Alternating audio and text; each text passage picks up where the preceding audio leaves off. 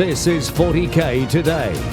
This is to podcasting what the Leviathan was to Brohammer at the LVO. We're just waiting to be nerfed. Welcome to 40K Today. This is your daily dose of Warhammer 40,000. Today is July the 10th. It's Friday. That's right, getting you ready for that weekend state of mind. My name is Paul Murphy, your host. It's great to be here with you. Like we do every week, we've had a poll going on our Facebook page. The poll this week is asking, are you pumped for the new edition of 40K? 9th edition is just on the horizon, with 94% said that you are absolutely pumped. That means 6% thinks we have a little way to go. Hopefully they get some army updates for them to push them over the edge. Let's get these up to 100%. If you'd like to participate in these polls, head on over to our Facebook page, 40K Today. A new poll will be going up this Sunday. Our first feature today is led by John Damaris, talking about tips to get a new army ready for the upcoming edition of Warhammer 40,000. Adam Abramowicz, the Wizard of Oz behind the scenes at Army Painter. Always a pleasure to speak to you. How are you today, sir? I'm doing fantastic, John. Thanks you. The Wizard of Oz. I like that one. Yeah, I'm a fan, dude. I'm a fan. So Army Painter has been just going gangbusters. And I suppose with COVID and everything, there's a lot of people painting. But I think what a lot of people are probably looking at with the start of 9th edition is starting a new army. And in today's hobby tip, you're going to offer some guidance on how to maybe make that less of a daunting task, I guess I would say. Well, yeah. I mean, we've obviously Games Workshop has the new Indominus set coming out. I'm excited. I've already submitted my pre-order. I'm getting 3 box sets. I want to paint as many Assault Intercessors as possible. That is what I've been waiting for since 8th edition came out. Since they announced the Rubicon and the Primaris Marines, I wanted Primaris Marines with chainswords. So I am very excited. Granted, I have my own color scheme and scheme, and pretty soon you're going to hear some things that we're doing with the ID project over on Instagram with, custom chapters, which I'm very, very excited about. But anytime there's a new edition, as you were saying, it's a great time to start a new army. I can't even begin to imagine how many new Necron players there are going to be with those fantastic models that are coming out. And, anytime you start a new army, it can be quite daunting because it's a lot of models to assemble, paint, and base. And, fortunately with the Army Painter system, you can do that pretty quickly, pretty effectively. And we just released a new PDF download that you can find in the download section over at www.thearmypainter.com. If you scroll down to the bottom of the first section, there's a PDF called How to Pick Your Colors. And essentially it's a color triad. And it starts with our color primers, which are a great way to save you time because you're going to prime your models and base coat them first. If you're going to stick with your standard metallic Necrons, you'll start with a gunmetal color primer spray. You'll wash that with dark tone and then highlight that back up with another silver tone. And this has the 3 colors, including the primer and wash and your highlight color that you're going to need. And I think it's going to be very handy. It's 3 simple steps and you're going to have great results. You got a lot of Space Wolf players out there. You might want to start with a wolf gray color primer, wash it down with dark tone, then highlight it with fog gray. Obviously the poster boys, John, the Ultramarines, you want to base that with Ultramarine blue with color primer Ultramarine blue, wash it down with blue tone, highlight it with crystal blue. We have 24 of these triads on that download, and I urge anybody who is starting a new army or just, adding to their forces to give it a try and give it a look. That's awesome. So basically you just have 24 of these, we'll call them paint combinations that give you a great sort of base coat and tabletop standard fairly quickly and easily, right? Which is what we all want because we want to get on the tables and play in the games. So I think that's fantastic. Absolutely. And you want those 10 points, right? Those new 10 points. So this is a great way to get you up to speed really quick. And one thing I'd be remiss not to mention that is key to our color primer and war paints range is that when you are using these color primers, perhaps you messed up, you painted outside the lines a little bit, maybe you went a little bit too thick with that highlight. You can go back and use the war paint with the matching name. So Ultramarine Blue color primer has a 100% pigment match to the Ultramarine Blue war paint. Oh, so basically if you're using one of your spray primers and like you said, you have to go, and I'm just going to repeat what you said basically, but you have to go correct mistakes or you want to like you painted over something, you decided, oh, actually, I actually want this to be the base coat color. Like, you know, maybe you painted a shoulder pad a cool color or a knee pad, and you're like, actually, I want it to be blue, the Right. ultramarine blue. So you can just go back and use the pot of paint and fix it. You don't have to like prime all over and start all over or strip the model or anything. You can just, you know, patch it up, so to speak. Exactly. And one of the things that I love about our quick shade washes is that you don't get the, you know, that like coffee tint, that tea stain too bad on the models. It does darken it down quite a bit. So if you do want a brighter rendition, then you just very simply, you leave that wash just sit in the recesses, and then you take that matching war paint to your primer and just reestablish that base tone. Typically one thin coat should do the trick. Okay, last question before I let you go. I have seen some people do craziness where they prime on the sprue and do a lot of their base coating while the models are on the sprue and then assemble them. Is that something that you've seen done?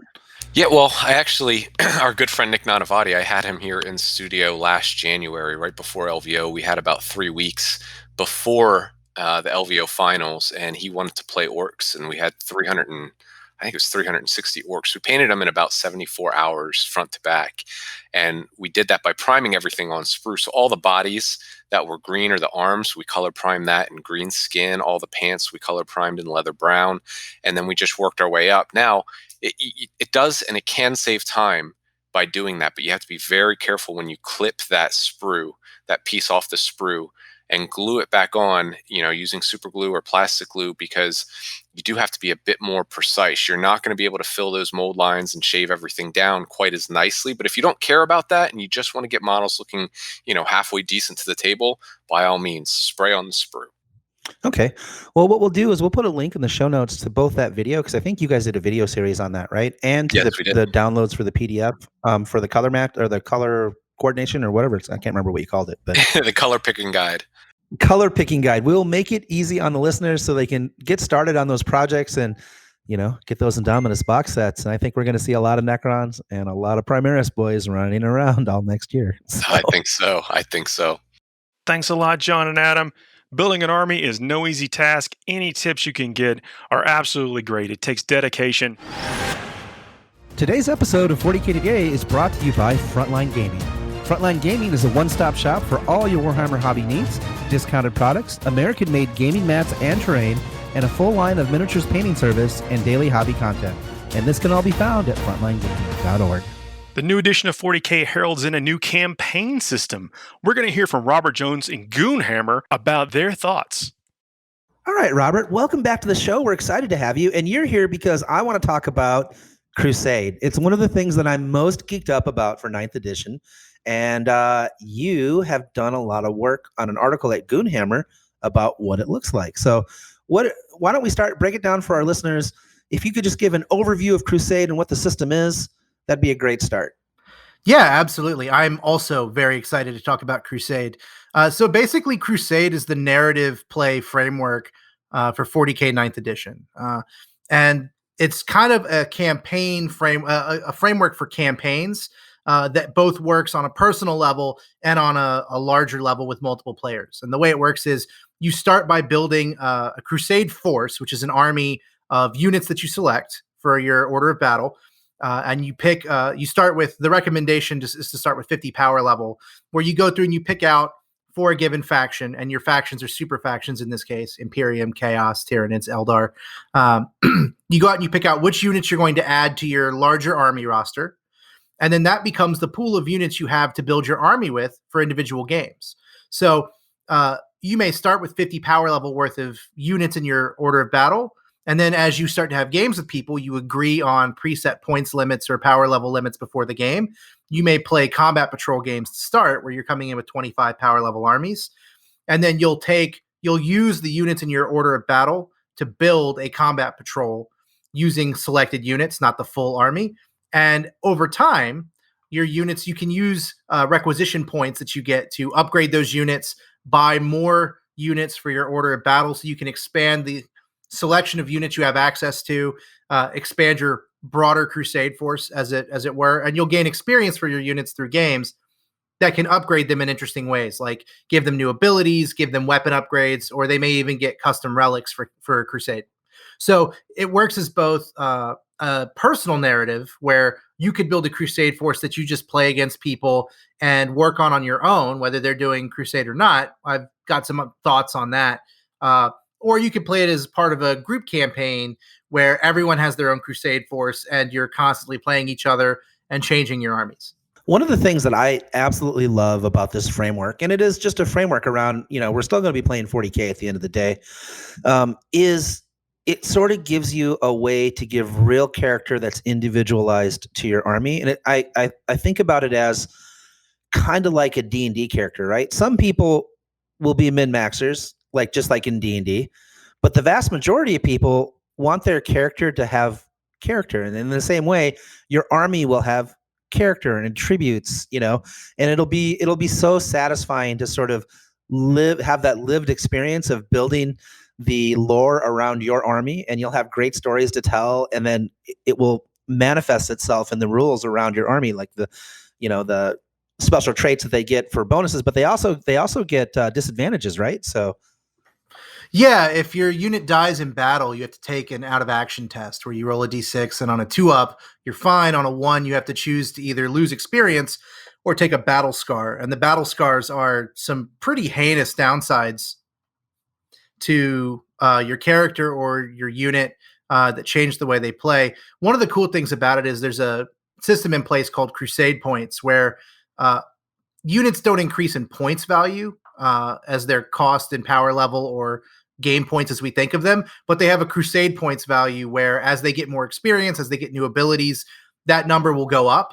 And as they take battle scars, that number will go back down. So when you play someone who has when you play someone in a game and you have the same agreed upon point size or power level, but one of you has more experience or more relics or more upgrades, you use that discrepancy you take half of that discrepancy, and that's how many command points the other player gets. So battle scars can both be an interesting way to tell a story about a unit, like, oh, this is where my warlord lost his leg, and that's just something I'm going to roll with from now on. Or they can be an interesting way to lower the cost of that unit. If you have a unit that got really highly upgraded, you might be worth your while, at least from a pure gameplay standpoint, to take a battle scar on them just so that they're more useful in games or not taking such a heavy penalty in terms of command points when you play people. It's an interesting give and take because I've heard people give the D&D piece because I'm a big fan of having looked at all the upgrades. I'm a big proponent right now of probably I should make players roll for this.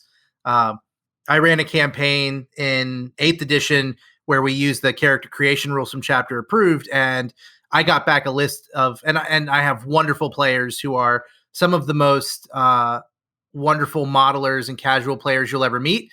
And the list of warlords I got back was one of the most heinous lists of ne'er-do-wells and scoundrels you would ever read about. They alternated between being the toughest character you could possibly hope to build as your warlord and being a character hunting monster who would shoot your warlord to death from across the table. The shock attack guns were by far the worst when it came to that. But the Tau commander with triple fusion who could target characters was also a real fun haver type character. And so I tend to err more on the side of I think generally Crusade is less great for I want to model a specific character I have in mind, and better for I want to have characters emerge over time. I think it's much better for emergent gameplay than it is and building your characters over time, coming in with the level 1 D&D character and saying, okay, now I'm going to build the new story, than it is saying, okay, well, I've got my level 10 warlord. How do I model my level 10 character? How do I model the abilities and the experiences they have? I think it's much better suited, and even on a gameplay standpoint, much better suited to, okay, here's my new army. They may report to that person, but here's how they're going to build their story over time and letting that be emergent. Yeah, I think you hit the nail on the head.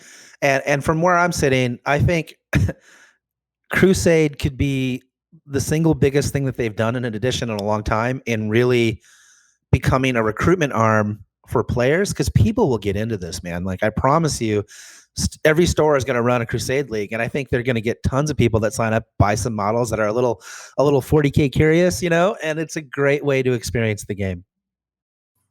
Yeah, absolutely. And I think with some tweaking, there's some things that probably needs to happen there, but with some tweaking, it'll work great for both longer campaigns and one day or weekend events where you just do quick escalation on an army. Very cool.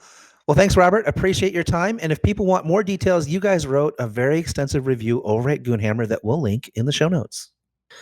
We've got more coming. We're going to be writing about GM resources, armies that we're going to be building, tips and tricks. So we're excited to do more on it. Awesome. The Goonhammer articles are a great resource for analysis and reviews of this sort of thing. Please check them out if you haven't already. It's the model of the day, the model of the day, the model of the day. Zooming us into the weekend is today's model of the day, brought to us by Richard_France_figure_art on Instagram. This is an amazing, striking Stormhawk Interceptor. This thing is painted up in the White Scars chapter. I love how this came together. There's a little bit of weathering, there's a little bit of crispness in the White Scars motif. You don't often see this vehicle in this color scheme, but the contrast between the red and the white and the browns, it's got just enough weathering to give it some areas of interest over and above the chapter icons and the motif. I'm really digging it. Again, you really don't often see this vehicle in this color scheme, and to see it like this with the White Scars really jumps out at you. If you want to have a shot at having your model featured on this show, please use the hashtag 40K2Day, or you can send it to us on our Facebook Messenger. We love seeing stuff like this and love giving some shout outs to it on this podcast. That brings us to the end of the show today, but fear not, there will be more shows coming up next week, and we're going to have our best of on Saturday. If you have not already left us a 5-star review in iTunes or wherever you get the podcast, please do so. We like seeing that kind of stuff. Until next week, a big thanks to our content producer, Alex Banter, our social media whiz, Tanya Gates, and our technical producer, Seamus Ronan. Don't forget to like, share, and subscribe. Tell your friends about all the good work that's going on over here. I'll see you next week.